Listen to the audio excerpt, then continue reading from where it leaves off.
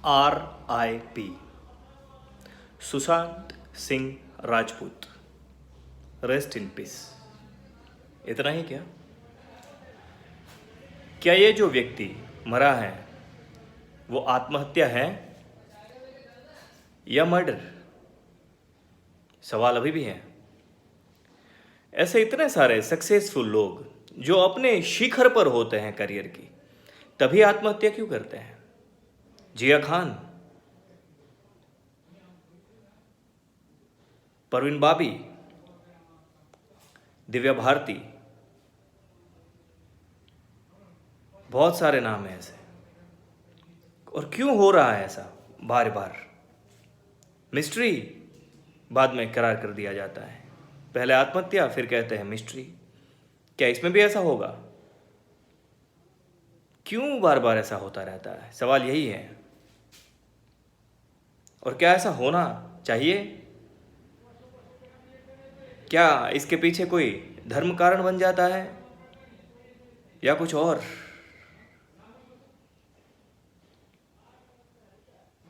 या फिर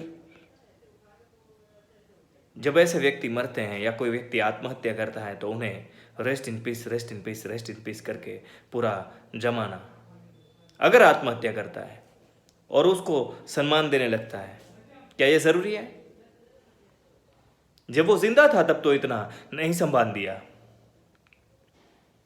उसको जो जरूरी होगा वहां तक तो नहीं पहुंचाया। बस उसके चमक दमक को देखा हमने। उसके भीतर क्या चल रहा है? उसमें दर्द है, शांति है, तड़प है या अपार आनंद है? ये तो किसी ने देखा ही नहीं। बस पीछे से हम देखते रहते हैं। चमकदार गाड़ियां, चमकदार बंगले, बड़े बड़े हाउस, बड़े बड़े फार्म हाउस, घूमना फिरना, ऐशो आराम। तुम्हें लगता है, हमें लगता है, लेकिन क्या असल में भीतर ऐसा होता है उस व्यक्ति के? अगर होता वो अपने परम आनंद के शिखर पर होता या सच में ही वो सफल होता, तो क्या आत्महत्या करता कोई? सोचो, थिंक अबाउट इट। दुनिया में सिर्फ पैसा ही बहुत कुछ नहीं होता, शोहरत ही बहुत कुछ नहीं होती, सब कुछ नहीं होते। इसलिए अपनी दौड़ को जरा संभालो, परम मौज की ओर भागो। मैं तुम्हें एक छोटी सी कहानी समझाता हूं। उससे पहले मैं तुमको एक बात बता दूं।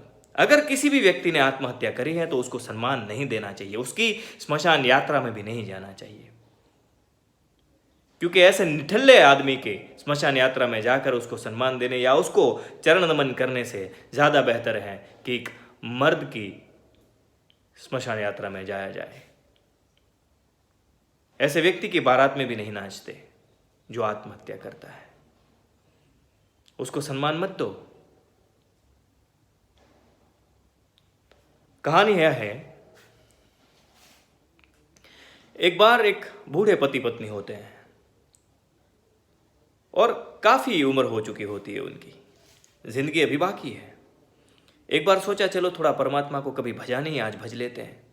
उसने भजना शुरू किया परमात्मा को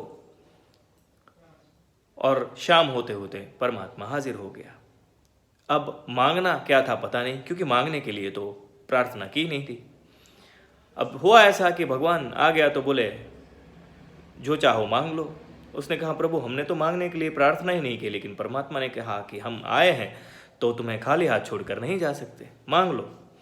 तो उसने कहा फिर हमें सोचने का मौका दो। उन दोनों ने सोचना शुरू किया। परमात्मा ने कहा ठीक है, एक काम करो, कल सुबह जल्दी उठ के नहा धो के तुम गांव के चौराहे की तरफ चल देना, वहां 3 लोग बैठे होंगे,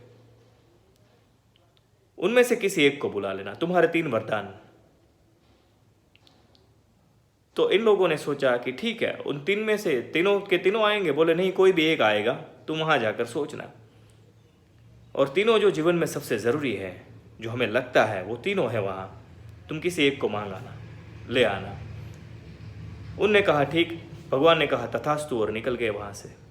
फिर ये लोग सुबह सुबह उठकर जब गए वहां पर चौराहे पे, तो वहाँ 3 बैठे थे। एक था परमानंद, एक था ऐश्वर्य, इज्जत, शोहरत, एक था धन, बहुत सारा धन। फिर उन्होंने सोचा कि चलो धन मांग लेते हैं, हमारे पास नहीं है तो। फिर सोचा धन का क्या करेंगे, छोड़ो, ऐश्वर्य, इज्जत मांग लेते हैं, इज्जत तो देंगे लोग, ऐसी इज्जत जो सितारों के पास है। फिर सोचा नहीं, छोड़ो, आनंद मांग लेते हैं, परम आनंद। फिर इन्होंने सोचकर दोनों ने हामी भर के आनंद को कहा, चल आनंद तू चल हमारे साथ। आनंद चल पड़ा आगे आगे, ये लोग आगे आगे, उसके पीछे पीछे आनंद चल पड़ा। फिर मुड़ के थोड़ा देखा कि चलो देखते आनंद आ तो रहा है ना। पीछे मुड़ के देखा, आनंद आ रहा था, उसके पीछे पीछे धन भी आ रहा था और उसके पीछे पीछे शोहरत भी आ रही थी। फिर इन्होंने स्वभावतः पूछा कि भगवान ने तो कहा था एक ही आएंगे और आपने भी कहा था कोई एक ही आएंगे, तो तीनों क्यों आ रहे हो? उसने कहा कि तुमने अगर इज्जत मांगी होती तो अकेली इज्जत आती, तुमने अगर शोहरत मांगी तो शोहरत ही आती, तुमने अगर धन मांगा होता तो अकेला धन आता, लेकिन तुमने तो आनंद को मांगा। धन्य भागी हो तुम। जो आनंद को मांगता है उसको तो पीछे पीछे धन और शोहरत आता ही है अवश्य। तो फिर मेरे दोस्तों, सबसे पहले परम आनंद की ओर भागो, अपने भीतर खोजो, बाकी सब मिलेगा। खुश रहोगे तो जहां भी हो राजा हो। और अगर ऐसा नहीं है तो राज सिंहासन पर बैठा हुआ भी भिखारी मैंने देखा है, और ऐसे लोग ही होते हैं। लास्ट एंड आखिरी बात कि मरना है तो परम आनंद के साथ मरना। मृत्यु आए सामने और हाथ फैला के कहना, हाँ चल ले चल। यमराज भी आए तो बोलना, चल पीछे बैठ तू, तेरे इस जानवर को मैं चलाता हूं। वो भैंसा यमराज को पीछे बिठाकर खुद चला लेना उस भैंसे को, लेकिन मना न करना, एक क्षण भी और न मांगना। एक क्षण भी और मांगा तो तुमने जिया ही क्या। और जो भी व्यक्ति आत्महत्या करता है उसने जिंदगी में कभी जिया ही नहीं है।